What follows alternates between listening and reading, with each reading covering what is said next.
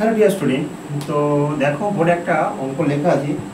কি অঙ্ক বলছে? ডিটারমাইনের একটা অঙ্ক বলছে ফাইন্ড দ্য ভ্যালু অফ একটা ডিটারমিন্যান্ট দেওয়া আছে এবং তার অপশান দেওয়া আছে। এই ভ্যালুটা কিভাবে আমরা বের করব? এই যে ডিটারমিন্যান্টের যে অঙ্কটা আছে,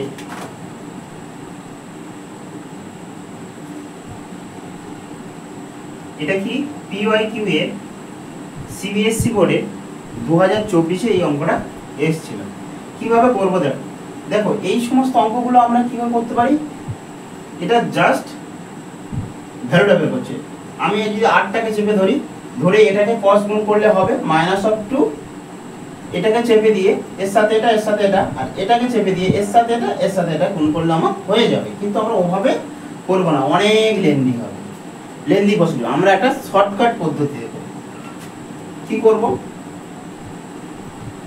শর্ট ট্রিক্স দিয়ে অঙ্কটা করব। তো সলিউশনে চলো, যে অঙ্কটা আছে সেটা লেখো। 8, 12, 16, 2, 3, 4, 7, 5, 3।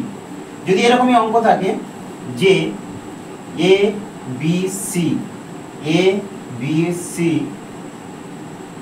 D E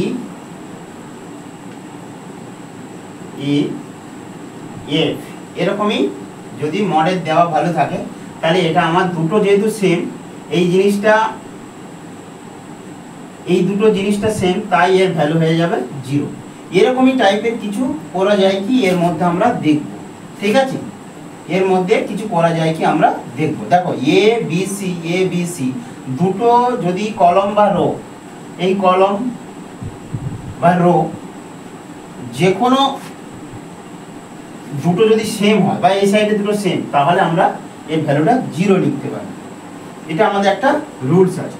তো এখান থেকে আমরা কি করব, এই যে ভ্যালুটা আছে এখান থেকে রো কলম থেকে যে কোনো রো বা যে কোনো কলম থেকে আমাদের কমন নেওয়া যায়। এই যে কটা টার্ম আছে দেখো, এখান থেকে এই যে টার্মটা আছে, এই টার্মটা আমাদের এখান থেকে কি কমন যাচ্ছে দেখো, প্রত্যেকটা থেকে 4 কমন যায়। তাই 4টা আগে লিখে দাও। দিলে কত হচ্ছে?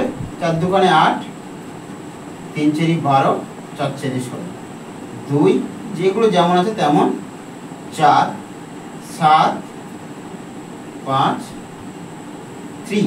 দেখো এখান থেকে কি পেলাম? এখান থেকে যে ভ্যালুটা পেলাম, দেখো এই যে ভ্যালুটা আছে, এই ভ্যালুটা আর এই ভ্যালুটা ইকুয়াল না? তাই আমরা লিখতে পারি 4 × 0 সমান 0 হয়ে গেল রাইট আনসার। দেখো অপশন এ হয়ে গেল রাইট আনসার। ঠিক আছে, কিভাবে করলাম দেখলাম যে আমার একটা রুলস আছে A B C D E F। এই যে ডিটারমিন্যান্টটা আছে, এই ডিটারমিন্যান্টটার ভ্যালু 0 হবে কখন? যখন দুটো সেম থাকবে। যে কোনো দুটো, এ দুটো থাকতে পারে, এ দুটো থাকতে পারে, বা এ দুটো বা এ দুটো, যে কোনো দুটো সেম থাকলে আমরা সেটাকে 0 লিখতে পারি। ঠিক আছে, চলো নেক্সট।